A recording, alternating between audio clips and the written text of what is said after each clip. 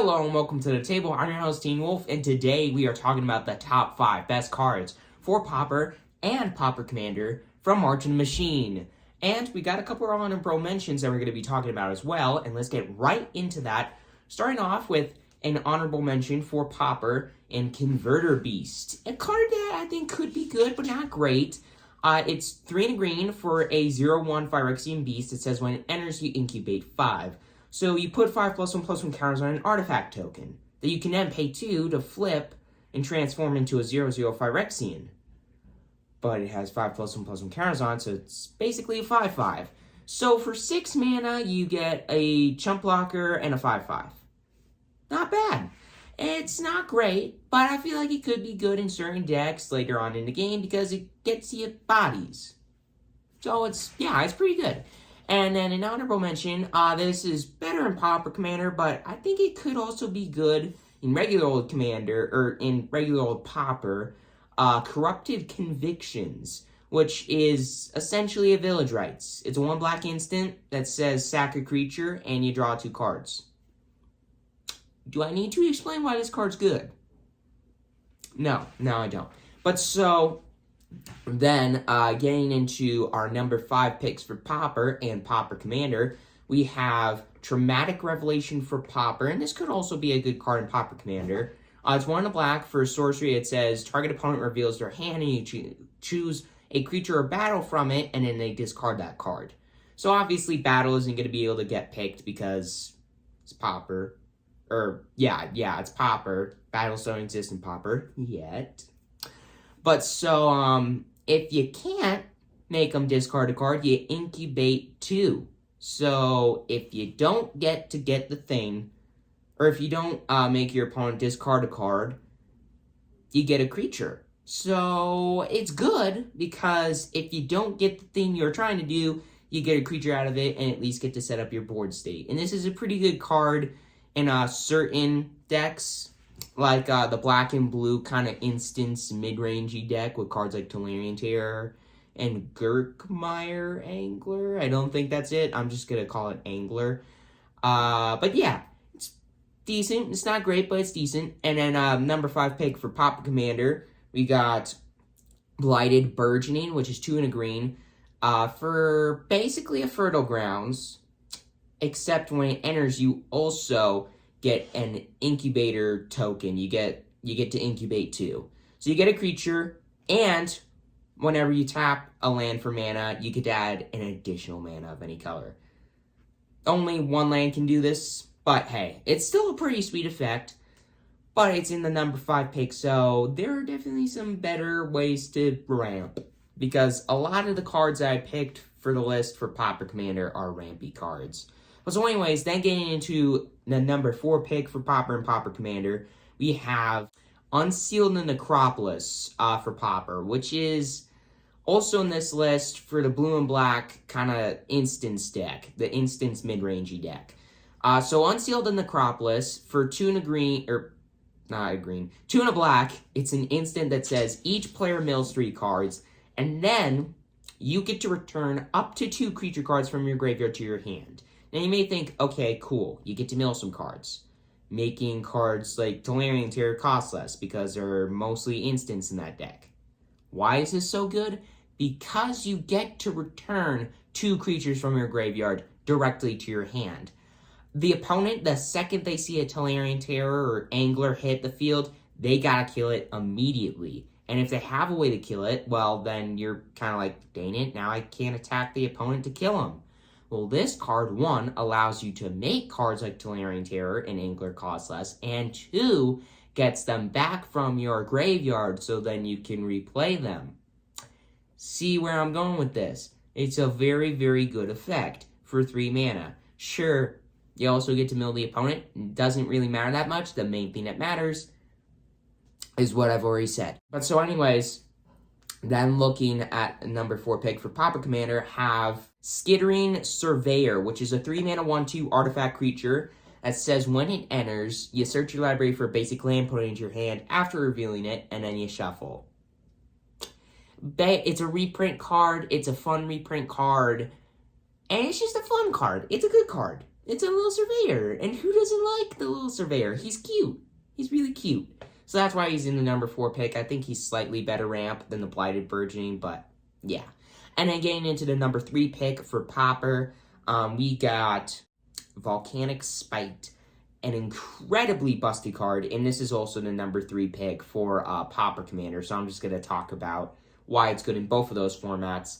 Volcanic Spite is essentially a Fire's Prophecy. So this card for 1 red is an instant that deals 3 damage to a target creature, planeswalker, or battle. I recall is how that card's worded. But so, the thing that matters here is, yeah, sure, it's a 2 mana deal 3 damage to a creature. Cool, it's removal, which is even better than Pauper Commander, but the reason why this is the number 3 pick for Pauper Commander, and just makes it that much better than regular Pauper, is because it also says you can put a card from your hand on the bottom of your deck and then draw a card. So it also gets to filter your hand, which is very good. For one, in Pauper, yeah, you just get better cards in your hand. If you have one too many lands, you put away one of those lands and you get another card and you can just keep doing very good, fun stuff. It's awesome. But for Pauper Commander, it's even better because of that card advantage. Yeah, it's removal, but in Pauper Commander, card advantage is such a big deal because unless you're playing blue, it's pretty hard to have a good amount of card advantage, and this card being red, the only kind of card advantage it has is cards like Reckless Impulse, and there's actually a second version of Reckless Impulse coming out in this set, and we'll talk about that here in a second. But yeah, this is very good in Pauper Commander because card advantage is so rare to see outside of blue, and having this stapled onto a removal-like effect is just very good, and the reason why it's the number 3 pick for Pauper Commander in addition to Pauper. But so anyways, getting into the number 2 pick, we have Ren's Resolve for Pauper, which is essentially a Reckless Impulse, and it is a very, very, very good card, especially in Pauper, because mono red in Pauper is so freaking good. I'm building a mono red Pauper deck for this set just to show you all how busted it is because of cards like Reckless Impulse and now Ren's Resolve. So you basically have 8 of those kinds of effects. It's so good. It's so good. So it's, and you also have that card out of Kamigawa Neon Dynasty. So just tons of card advantage and all these aggro plays, and it's just amazing. All of these aggro-like effects like Monastery, Swift Sphere.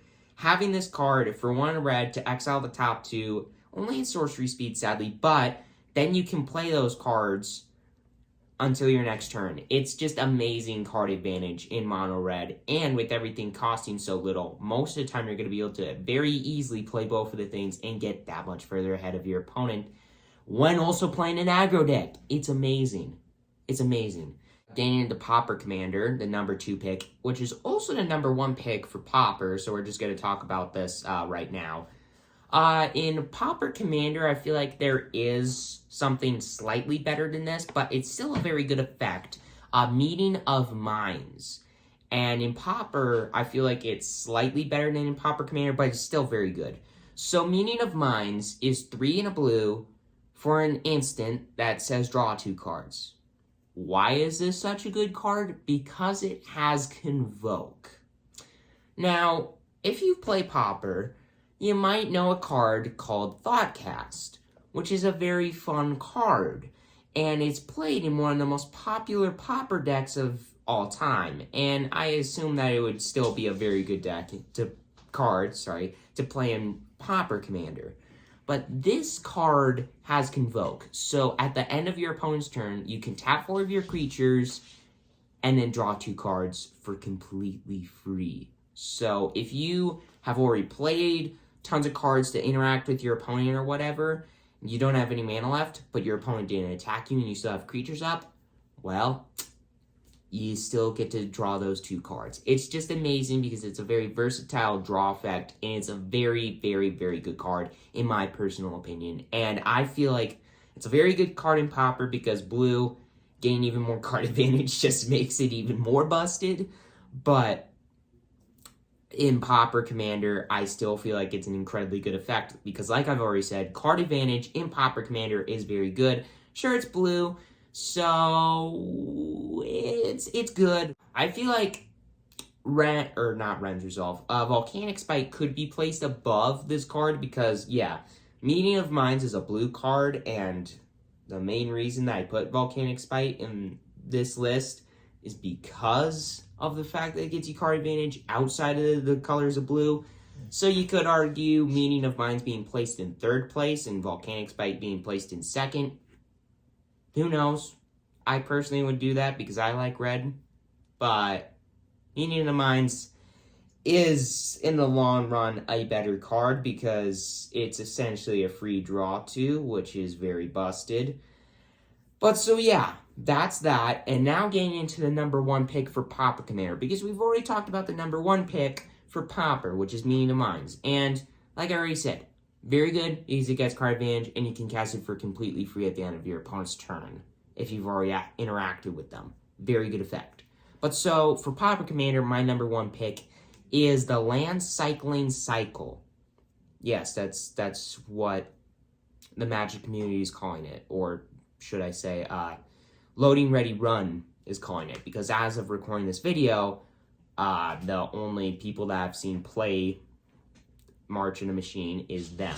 But so, this cycle of cards is very good for a multitude of reasons. So in Pauper Commander, obviously, getting mana fixing, or having mana fixing available in your deck is very good. And this is why this cycle of cards is so good, because for 2 mana, you get to cycle them, and there's like multiple copies of these kinds of cards for each color. So like the red ones have mountain cycling, the black ones have swamp cycling, stuff like that. So let's talk about the black one that has swamp cycling. And all of these are big creatures. So big giant creatures that you can play later on in the game if you don't need any more mana, or if you don't have enough mana early on in the game, you can pay 2 mana to, let's say that you're cycling the black one, pay 2 mana, discard it, search your library for a swamp card, and then put that card into your hand and shuffle. The reason that this is so good, and why it's better than something like Skittering Surveyor, which is a very similar effect, is because it's a swamp card, or mountain card, forest card, plains card, forest card. You see what I mean? Because doesn't specify it has to be a basic. It can be a non-basic. And believe it or not, in Pauper Commander, there are quite a few cards, well, quite a few lands, that have multiple land types that aren't basic lands. And they're very good lands. Sure, all of them enter tapped, but they're still very good effects. Or they're still very good lands to have in Pauper Commander. Because the more fixing you have, the better. But so, yeah, if you need the ramp, if you need to find specific lands, boom, you have that available very early on in the game. If you draw them late in the game, you can play them as a big giant beater, which is awesome, because you get a big creature later on in the game, or a ramp effect early on in the game. This is why this cycle of cards is so good in Pauper Commander. And this could also be good in Pauper, but it's better in Pauper Commander because Pauper Commander is longer. Oh, the games are longer is what I should say. But anyways, with all that aside, I think you all are kind of getting why I like some of these cards and why I'm so excited about this set. I haven't really said it on the channel yet, but I'm excited about this set because I really like this set. And it allows me to play a lot of really, really fun Pauper decks on this channel for this set. And a Pauper Commander deck. But so anyways, with all that aside, thank you for watching, everybody. Please consider subscribing if you haven't already. It's completely free. You won't regret it. And with all that aside, hope that you enjoyed the top 5 best cards in March of the Machine for Pauper and Pauper Commander, along with a couple honorable mentions, just for fun. But so anyways, see you all next time, everybody, at the table, and enjoy the rest of your pre-release weekend for with March of the Machine.